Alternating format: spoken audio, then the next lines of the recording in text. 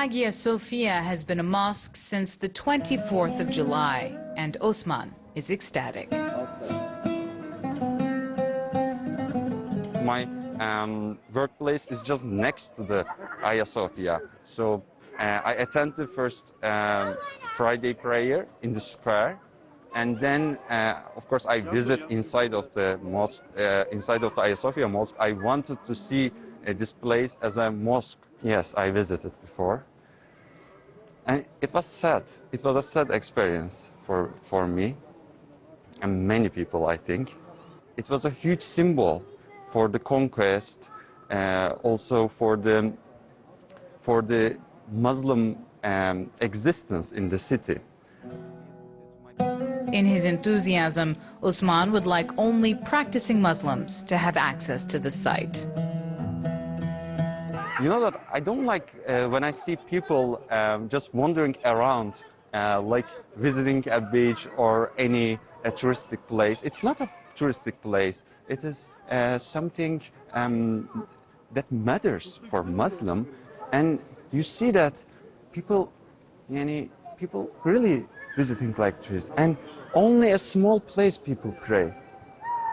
It is not compatible with the spirit of Hagia Sophia, I think. I understand people's excitement. Yes, it's a good thing. They want to see it, but not that way, I think. For close to a millennium, Hagia Sophia was the biggest church in the world before becoming a mosque following the conquest of Constantinople by the Ottomans in 1453.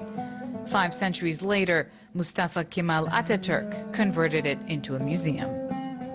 Decision was not accepted, was not regarded legitimate by Muslims. And what is a Turk? Can we separate Turk from Muslim? No, we can't. In this case, we won. And because of that, I say, I don't care about Erdogan's motivation. And I fully appreciate this decision. But in general, in overall, Islam won or will win, we see. At the end, of course, Islam will win.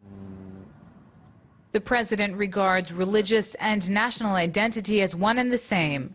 He has been in power for 19 years, that's an entire generation, and the ruling AK party has tried to mold it in its image. Asla yalnız değilsin.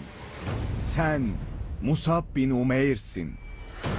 3 kıtaya ferman salan Süleyman'sın. Gemileri karadan yürüten Fatih.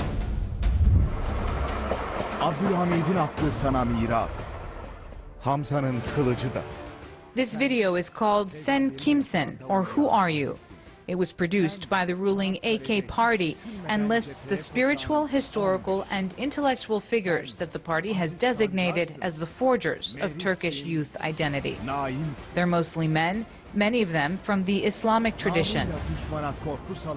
The ultimate role model, however, is Recep Tayyip Erdogan himself. Senin davan Keşmir'de. Sen Türkiye'sin. Ümmetin umudusun.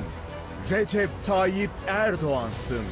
Sizler yeni ve büyük Türkiye'nin aydınlık suretlerisiniz. Among those absent from the video are non-Muslims and secular leaders. Atatürk is mentioned only in passing and not as a model for Turkish youth.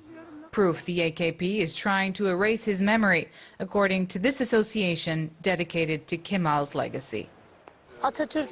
They're trying to erase Atatürk. They're trying to take him away from us. They're trying to get rid of secularism. In Turkey, most people are Kemalist, secular and democratic, and that will never change. Our essence is Atatürk, and no one can change our essence.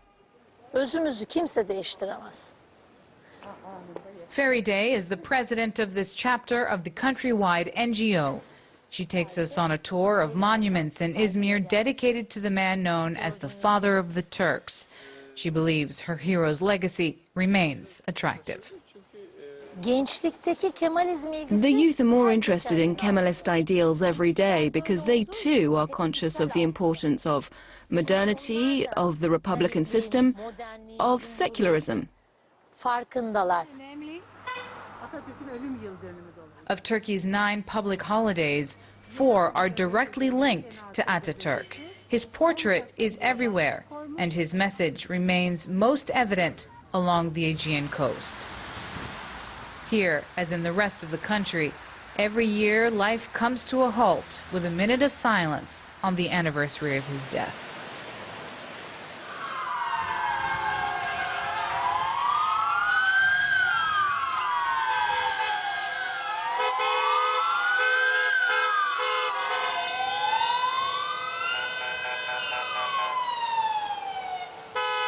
Members of the NGO dedicated to his memory, most of whom are older, get together and talk of their boundless admiration for the founding father. They can never take him from us. No one can erase Ataturk. The anniversary of his death serves to remind us that he's immortal and that it's only his body that no longer exists. I've never seen his body, but when I hear his voice, my eyes fill up with tears. Listening to his voice gives me chills. Ataturk means Turkey, and Turkey means Ataturk. He was a great leader, a historic leader. Ataturk was a benediction, a gift from Almighty Allah to the Turkish nation, and that's why everything he did was met with success. Faced with Erdogan's vision of a more Muslim Turkey, these secular Turks fear their way of life is under threat, in particular, Kemal's advances in women's rights. No, there's no question. Today, if I'm free, if I can breathe, if you can find me here, it's thanks to Ataturk and no one else. I will never understand women who put that in jeopardy. To this day, Ataturk remains a sacred institution. Insulting his memory can land you behind bars. And yet, in some schools, his portrait is harder and harder to find.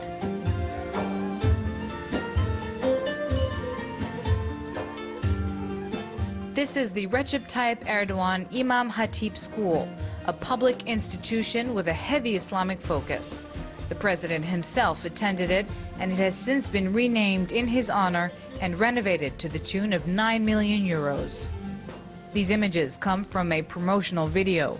Our repeated requests for an interview with either the director of the school or an education ministry official were denied. Müfredat özelinde de şunu söyleyebilirim. Örneğin İmam Hatip liselerinde haftalık ders yüküne As regards the curriculum, Imam Hatip High Schools dedicate about a quarter of weekly lessons to elective courses. But in reality, these electives are classes linked to Sunni Islam. Konulu dersler.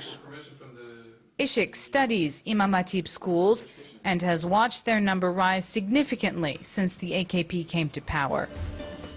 Originally created to train future imams, President Erdogan now wants to see as many students as possible get their education there.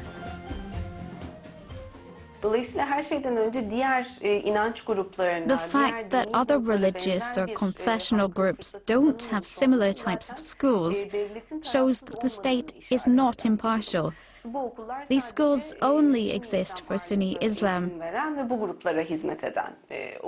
We can observe that over the last few years, the President of the Republic often praises these schools. Sıklıkla övgüyle bahsedilen okul türleri olduğundan bahsedebiliriz. According to figures from the Education Ministry, the state spends more per student in these schools than elsewhere. Yet a wide majority of former students say they regret having studied there.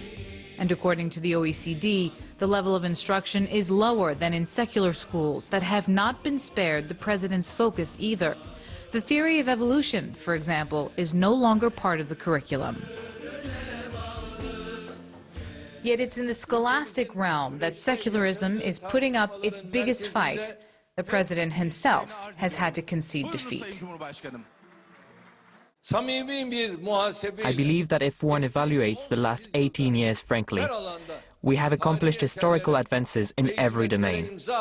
But in the domains of teaching, education and culture, we have not been able to achieve the progress we'd hoped for. We have a young population, thanks to God.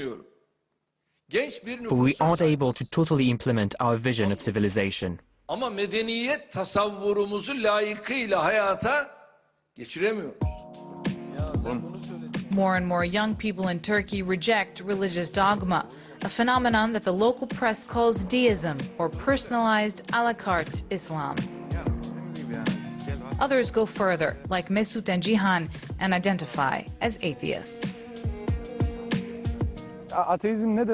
For us, being atheist is a mentality that rejects all gods and illusions, a mentality that rejects them and that allows us to live according to our own truths, and that tends towards humanism.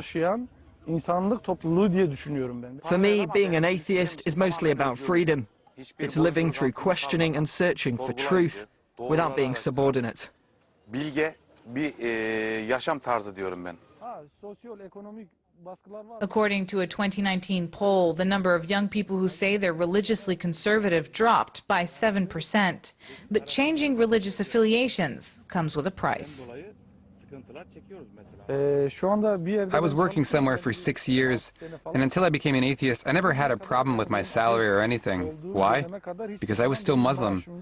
But as soon as I became an atheist, starting in February of last year, my salary, that was, let's say, 275 euros a month, they reduced it to 165 euros the next month, and then even lower, to 110.